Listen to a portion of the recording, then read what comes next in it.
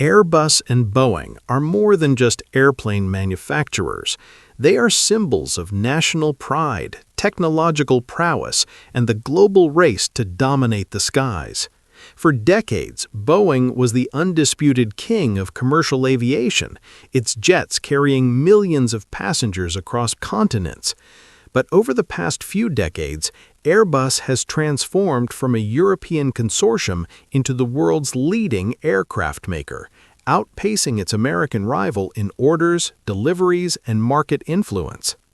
Understanding how Airbus achieved this requires looking at the convergence of engineering vision, strategic management, technological innovation, and market dynamics. The origins of Airbus trace back to the 1960s. Europe's aviation industry was fragmented, with countries like France, Germany, and the UK developing competing aircraft programs. Governments recognized that to compete with American giants like Boeing and McDonnell Douglas, they needed a united effort. In 1970, Airbus Industry was formally established as a consortium of French, German, and later Spanish and British aerospace companies. The goal was clear: design and manufacture commercial aircraft that could rival Boeing's offerings. The first major project was the A300, a wide-body twin-engine aircraft. At the time, twin-engine designs for medium to long-range flights were still considered risky, especially for over-ocean travel.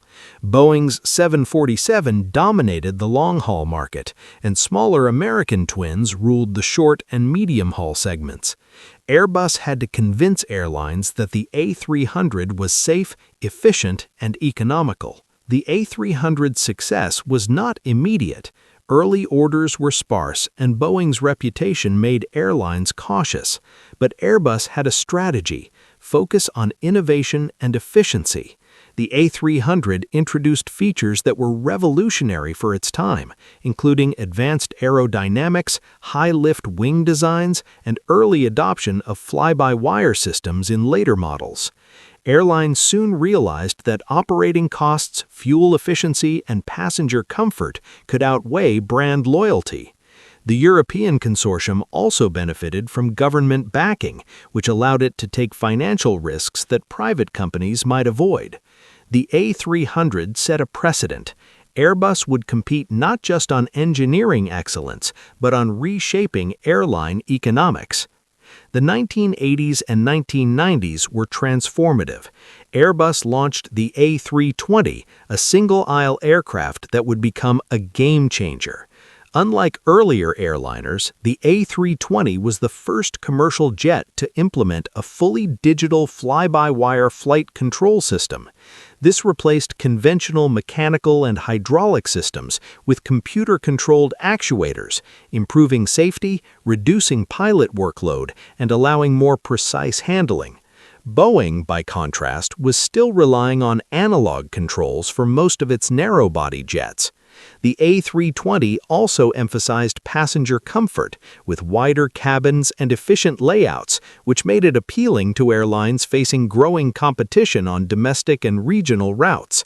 The A320 family became a cornerstone of Airbus's strategy, allowing them to build a loyal customer base that would eventually expand globally. Meanwhile, Airbus continued to challenge Boeing in the wide-body market. The A330 and A340 families offered alternatives to Boeing's 767 and 747, targeting airlines seeking efficiency and flexibility.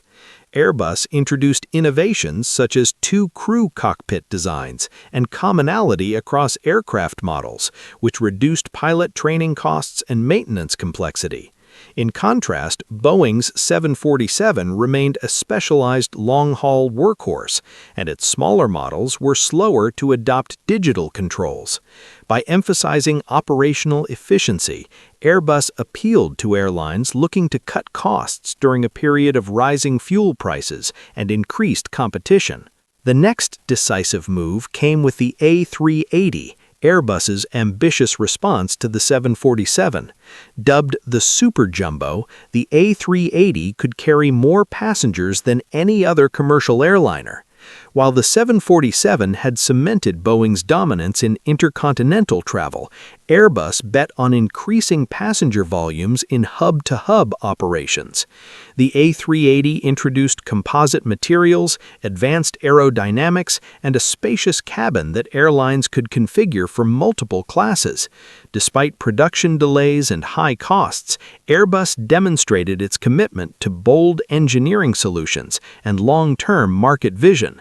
It also signaled to airlines and investors that Airbus was no longer a challenger, it was a competitor capable of redefining air travel.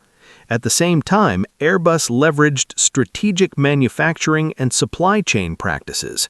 Unlike Boeing, which centralized production in the United States, Airbus distributed assembly across multiple European countries. Wings were built in the UK, fuselages in Germany and France, and final assembly occurred in Toulouse, France, and Hamburg, Germany. This international approach allowed Airbus to tap into specialized expertise, reduce labor costs, and strengthen political and economic ties across Europe. It also created resilience. Delays in one location could be mitigated by progress elsewhere. Boeing, while still highly capable, faced higher labor costs and less diversified supply chains, which would become a challenge in later decades. Entering the 21st century, Airbus's market share grew steadily.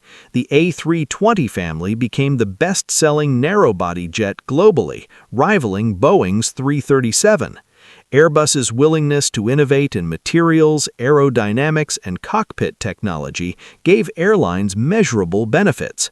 The A350, launched to compete with the 780 Dreamliner, further cemented Airbus's leadership in long-haul efficiency. With carbon fiber reinforced plastic fuselages, fuel-efficient engines, and modern interiors, the A350 represented the culmination of decades of European aerospace engineering. Meanwhile, Boeing struggled with the 780 program, facing delays, cost overruns, and technical issues, which opened the door for Airbus to gain orders and deliveries. Airbus also benefited from strategic timing and geopolitical factors. Many fast-growing airlines in Asia, the Middle East, and Africa saw Airbus as a neutral global partner, not tied to American interests. Governments like China and the UAE placed large orders with Airbus, diversifying the market away from Boeing's traditional U.S.-centric customer base. Airbus's flexible production and collaborative approach made it easier for these airlines to secure aircraft, financing, and training packages, accelerating market penetration. Another crucial factor was risk-taking in new technologies. Airbus embraced digital design, fly-by-wire, and later eco-efficient engines and composites earlier than Boeing. The company anticipated airline demands for fuel efficiency, lower emissions, and reduced operational costs. When sustainability became a key consideration in the 2010s, Airbus was better positioned to offer solutions. Their proactive approach to innovation created trust and positioned them as a forward-thinking partner for airlines navigating regulatory pressures and rising fuel prices. Marketing and customer engagement also played a role. Airbus adopted a collaborative approach with airlines, soliciting input during design phases and customizing features to meet regional needs. This contrasted with Boeing's more top-down approach, which sometimes led to tension with carriers. Airbus's willingness to listen, adapt, and offer flexible options fostered loyalty, particularly among emerging carriers seeking to expand quickly in competitive markets. By the mid-2010s, the results were undeniable. Airbus overtook Boeing in annual deliveries and orders, particularly in the single-aisle segment. The A320neo family, featuring new, fuel-efficient engines, allowed airlines to cut fuel costs by up to 15% compared to older models. Boeing's 337 MAX, intended to compete, faced grounding crises and safety scrutiny, giving Airbus a critical advantage. Airlines increasingly trusted Airbus for long-term fleet planning, further consolidating its position as the world's top plane maker. Looking at the broader picture, Airbus's success is not just about engineering, it is a story of strategy, risk management, international cooperation, and anticipation of market trends.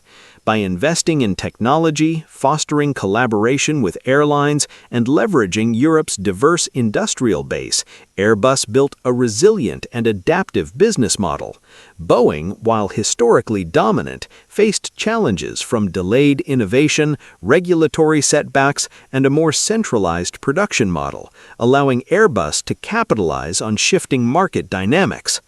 Airbus has grown from a small European consortium into a trillion-dollar aviation leader, powering airlines worldwide and shaping global trends. Its innovations, from the A320 and A350 to hydrogen, electric, and AI-assisted aircraft, set industry benchmarks in efficiency and sustainability.